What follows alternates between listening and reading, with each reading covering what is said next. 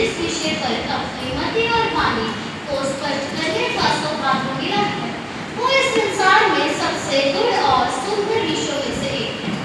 आज मेरे बोलने का विषय है श्री कृष्ण और गोपियों का प्रेम अर्थात रासलीला।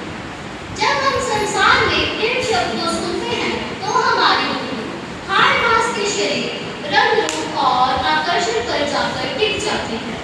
यही कारण है कि जब आधुनिक भौतिकवादी रासलीला को सुनती है तो वह उसे सुचित दृष्टि से देखने की भूल कर बैठता है।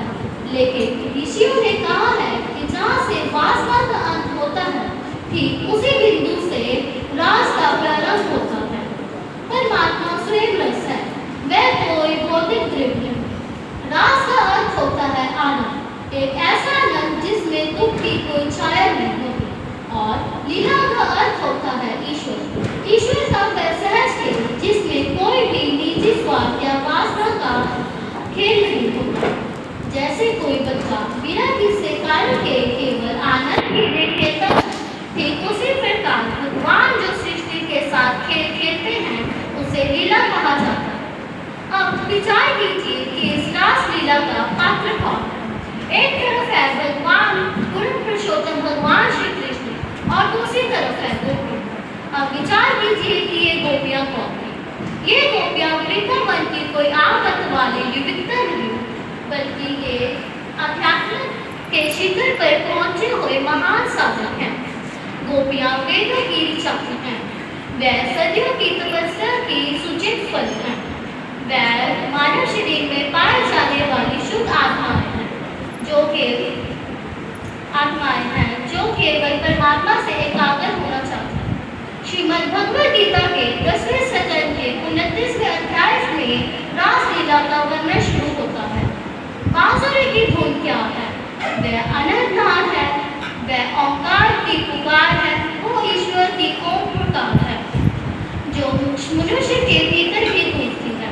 लेकिन इस संसार के शोर के कारण हम उस धुन को सुनाई नहीं देते।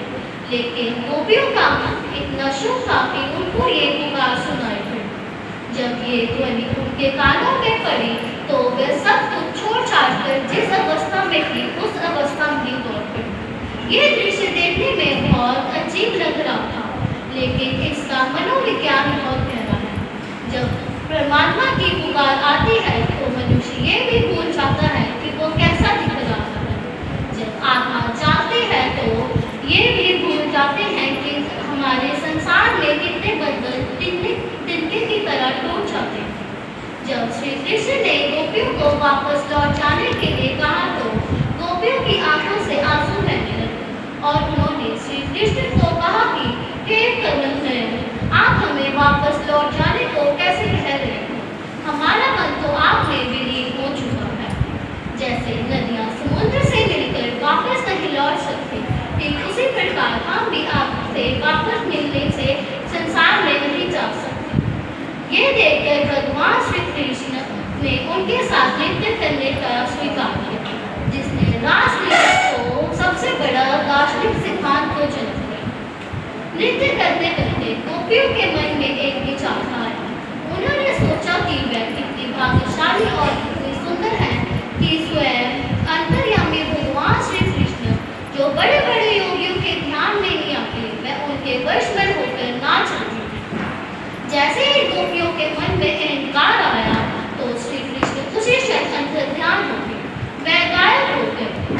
अध्यात्म का ये सबसे बड़ा नियम है कि जहाँ मैं होता है वहाँ हरि नहीं होती, और जहाँ हरि होते हैं वहाँ मैं नहीं होती। ईश्वर को आपका सब कुछ लिखा है, आपका मोह, आपका प्यार, आपका रोना, आपका हंसना, लेकिन ईश्वर को आपकी अहंकार कभी भी स्वीकार नहीं होगा।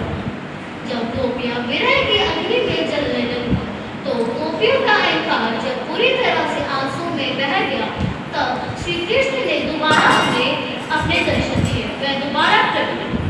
संत कहते हैं कि जब हम भगवान के आनंद में डूब जाते हैं तो सभी की अस्तित्व समाप्त हो जाती है। इसलिए रासलीला को बढ़ाने के लिए वासना को अंत करने की कहानी। अंत में मैं यही कहना चाहती हूँ कि हम प्यार को